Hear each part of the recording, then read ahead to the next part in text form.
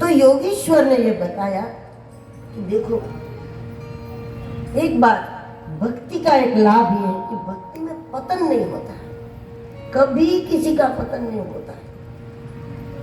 जो भजन करता है, भक्ति कम ज्यादा हो जाएगी लेकिन भक्त का नाश नहीं होता। बड़े बड़े ऋषि मुनियों का पतन हुआ है, बड़े बड़े तपस्वियों का, विश्वामित्र आदि कई ऐसे तपस्वी है कि पतन हुआ।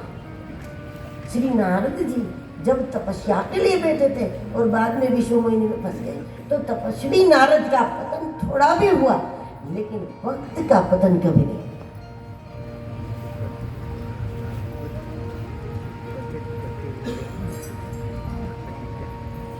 जीवन में आएगी कहां से? इसका उपाय बताया कि भक्ति, एक तो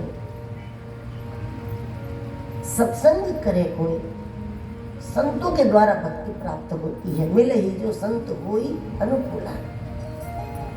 लेकिन जिसको सत्संग सुलभ नहीं है, भक्त ऐसे होते हैं, संत ऐसे होते हैं कि जो योग्य है उस पर उनकी कृपा होती है और कृपा पूर्वक उसके उद्धार का मार्ग देते हैं उसको। लेकिन जो ऐसे जीव है जिसको सत्संग का भी अवकाश नहीं, संत कहाँ है, क्या है, कौन है, कुछ नहीं, उसका जन्म ही ऐसे स्थान में हुआ है।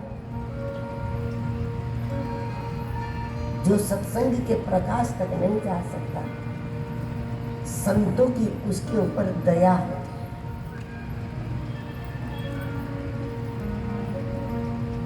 सत्संग करने से भक्ति आती है, भक्ति से भी हमारा कल्याण होता है। लेकिन जो लोग सत्संग नहीं कर सकते वो केवल और केवल भगवान की आज्ञा के अंतर्गत रहे, इतने मात्र से भी उसका श्रेय हो जाए।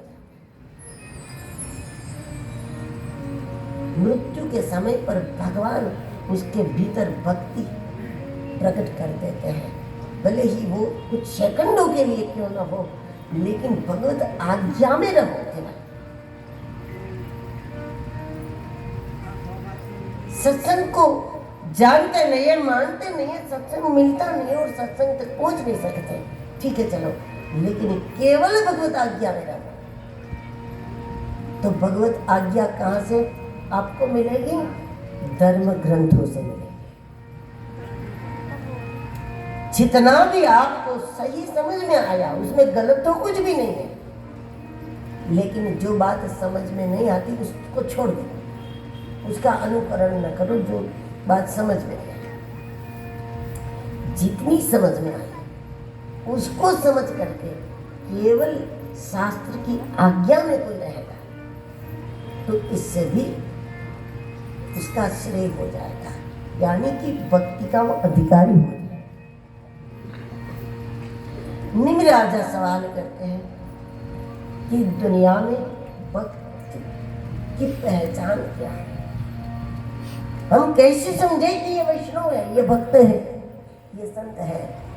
तो भक्त के लक्षण क्या है? श्री नारद जी बता रहे वसुदेव जी को, और निमि राजा सवाल करें योगीश्वरों को।